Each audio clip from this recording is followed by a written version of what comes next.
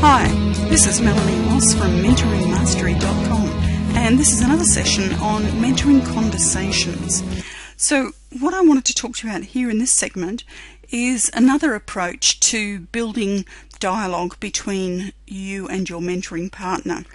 And I'm not going to go into this one in great detail, but just enough to be able to give you a flavour for the approach that it uses. And the concept comes from really a quote from Albert Einstein, who was a very bright guy. And one of the things he always said was, we cannot solve problems by using the same kind of thinking we used when we created them. And yet in most cases that's exactly what we do. So in terms of issues, when they arise, when there are problems, we have, and particularly in certain organisations that are very technically oriented, we have great processes on solving problems. But it's a flawed model from the perspective, at least, of mentoring, because it's always looking at the negative side of things in terms of what do we need to correct, where is the resolution to this issue, what's the concern we've got, who's at fault, what's at fault, what went wrong, who can we blame, what's the problem, is it the system, is it the person, how do we fix it, we've got a bad issue here, we've got to analyse everything. So there's a whole lot of things around problem solving that focus directly and purely on the problem, and that takes us into the problem, and we kind of wallow around in there for quite some time and then bounce out with ideas about what we can do from time to time.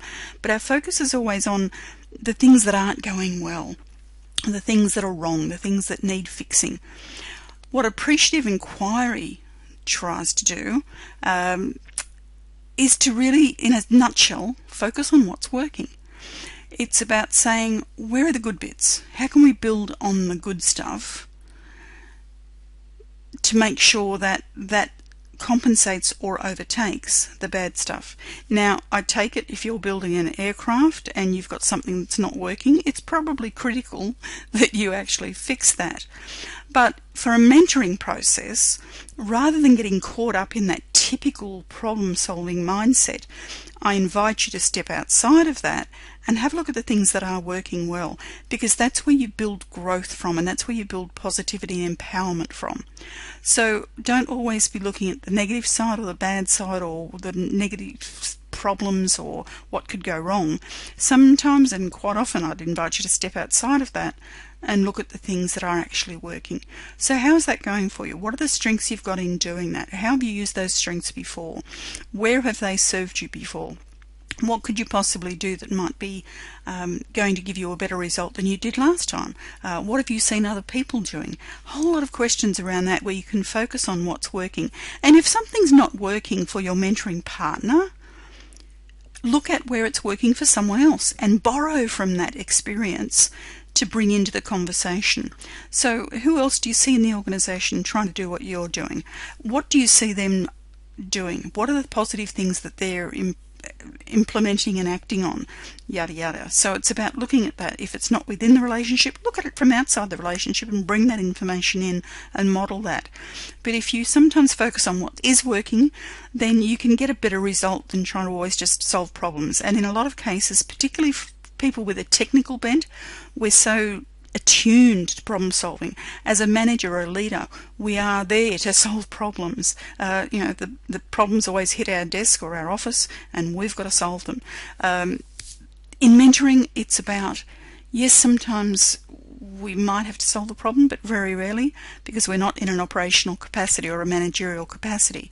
In mentoring, we're in a development capacity. So it's about focusing on what's working, building and empowering and stretching the individual and encouraging them to find solutions and insights themselves. The actual model of artificial intelligence, of this model is a 4-stage model, and it looks at things like what's working well, what might be possible, what could be possible, which can be a little bit different. It's bringing reality back in. And then how do we empower, learn or adjust or improvise? Now, I'm not going to go into the whole model because it's really quite convoluted and deep.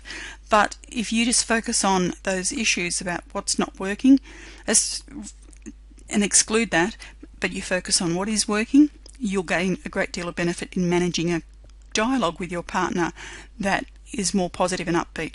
And in some cases, it's probably the best solution to a conversation that you might be having at any particular point in time with that individual. So hopefully that's just another tool for your kit bag that you can bring out when it's appropriate. I'm not saying you have to do this for every session, but make sure that you do a fair bit of that. So in terms of mentoring conversations, there are a number of tools you can use. You've now got 4 that you can draw from apart from your own experience and knowledge, and I look forward to hearing how your mentoring goes. This has been Melanie Wass from Mentoring Mastery. This is a bad day. mentoringmastery.com. I look forward to catching up with you again soon. Cheers for now.